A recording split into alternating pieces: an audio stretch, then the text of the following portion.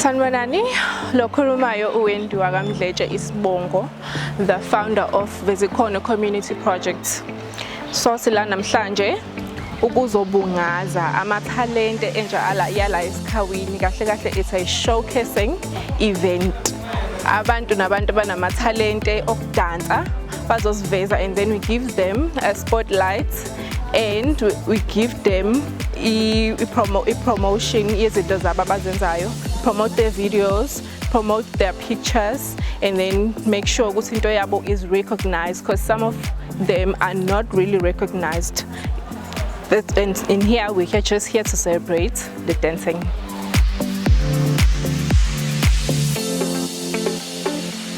Ngibingelele isanibonani nonke kuleke ebukhosini bakwaDube. Ubaba uMngadi lona oyinduna ngaphansi kobukhosi bakwaDube, omele ubukhosi bakwaDube, inkosi uDube. Ngakho umuntu uphakamisa ukubonga kakhulu nokuncoma into yenziwa abantu abasha. Uma ngabe bekhumbula imlando nokuvuselela imlando, izinto eseyibonakala seyinyamalala, ukuvuselela izinto njengemdanso yesintu, izinto ezinjengengoma, konke ukwenza kwabantu babekwenza kuqala, indlela babedlala ngayo nemculo ababeyenza kuqala, ukuthi lo mculo leyo ingashabalali, ayivuke lo mculo leyo namhlanje yaziwe, ipromothe, iphakanyiswe, ngoba lezo zinto zazingamagugu kakhulu. Ngakho siyabonga ke entsheni uma ngabe ivuselela lezi zinto eseyithanda ukushabalala, ngoba ziningi izinto eseyibonakala zithanda ukushabalala esikhathini sanamhlanje. Ngakho ke siyanxusa ukuthi ke lento le nje iqaleka nje ayiqhubeke, ivuseleleke, ukudlala imiculo yakudala, idlala imiculo esasiyibona idlalwa ngogogo okama ngosuthu ababeyidlala. Lo mculo le ayivuseleleke, lo ma instrument lawo akavuseleleke, asebenze. Ngakho siyabonga kule nhlangano le esithe yaqhamuka, inhlangano yentsha, sengathi lento le ingaphakama, ikhule, iphinde ikhule, iphakanyiswe njalo lento le. Sibonga kakhulu entsheni, sibonga kakhulu kule nkampani le ethe yaveza lolu hlelo lolu. Sibonga wonke umphakathi, sengathi ngaqhuqhuzeleka njalo. Siyancoma, siyabonga. Ngiyabonga. Ngiyabingelela nonke babukeli emakhaya. Igama lami ngikubongani waKaNgcobo, ngikhona lapha esikhaweni, ngingumsinsi wokuyimelela lapha esikhaweni. Namhlanje silapha eHlanganani Hall, sibizwe iVezikhono, siyindabuko African Orchestra Group. Nathi sizovezela ikhono esenza khona umculo wesintu. Senza umculo owenziwa okhokho bethu ongasaziwa manje. Sihlanganisa itorotoro, sahlanganisa omakhweyane, imqangala, udloko, yonke lento engasaziwa manje. Sithi mazibuye emasisweni. Siyalibonga kakhulu ithuba esilitholile. Siyafisa Nkosi yami ukuthi amanye ama-organization makwenzekile athola ukuxhaseka, awabiza amanye ama-organization azozibonakalisa ngamakhono awo. Ngiphinde ngibonge kakhulu kwabakalotho ukuthi bexhase iVezikhono, futhi ngiyabona ukuthi maningi amagroup abawaxhasile. Sikubonga kakhulu, siyakujabulela. Engakhuthaza kubantu ukuthi sengathi bangayidlala kakhulu ilotho, bayidlale ngempela, ngoba ithi mangabe idlalwa siyasizakala ke thina esuke sinama-organization mase zimsebenzi eqotho, sikwazi ukuqhubekela siyaphambili. Siyalibonga kakhulu leli thuba, uqhubeke njalo ulotho, uncede kakhulu kuma-organization. Sibingelele kubabukeli.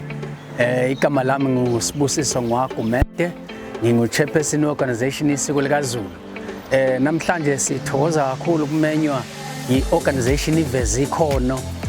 Sizileke la thina asiperform ngenxa igroup yethu iperforma somewhere else, kodwa ngoba mina ngikhona ngile lapha, ngivalile futhi ngisasekhona emsebenzini, so ngithe angize lapha eHlanganani ngizobukela umsebenzi, ama-shows, ama-performances enziwa ama-organization. Sizobuka indabuko nje namanye ama-performances akhona khona la eHlanganani. Siyabonga kakhulu nabakalotho ukuthi bafande izinto ezikanje. Nathi as the organization usifandile ulotho, so siyakhuthaza, silokhu sikhuthaze njalo ukuthi abantu abayidlale ilotho ngoba iyasiza, iyabuyisa emphakathini. Njengoba sihlangene namhlanje izingane ziyacosha ngenxa ukuthi baxhasiwe ulotho. Siyabonga kakhulu. Thank you so much. Sazobuka ishow. Thank you. Hi guys, I hope you're okay. Igama nguLexington Mwakanyama. I also happen to be a facilitator and a board member for Vezikhono.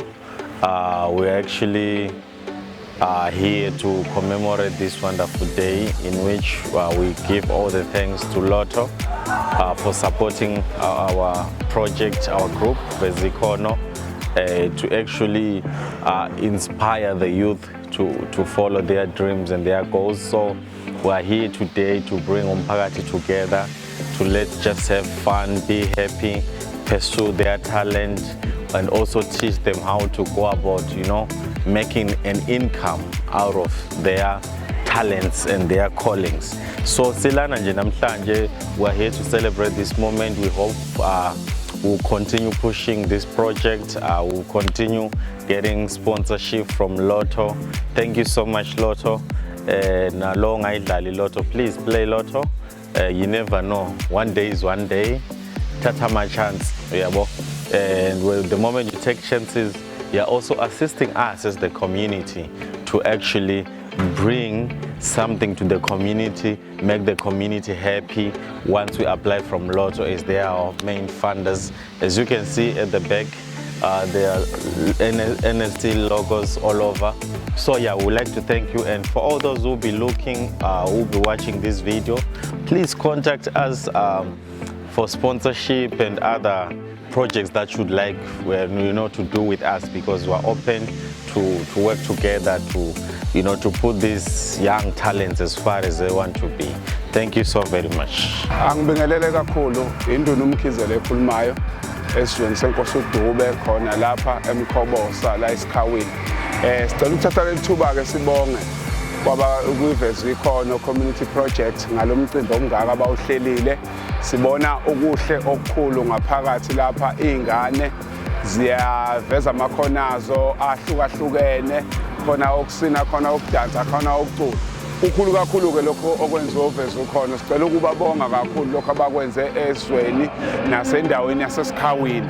Siyafisa izinto enjengalezi ziqhubeke. Sicela ukubonga nabakwalotho ukuthi belekelele emcimbini ofana nalona. Sibonge nabo bonke ke abakhona ukusingatha lo mcimbi nabawulekelelile, siyababonga.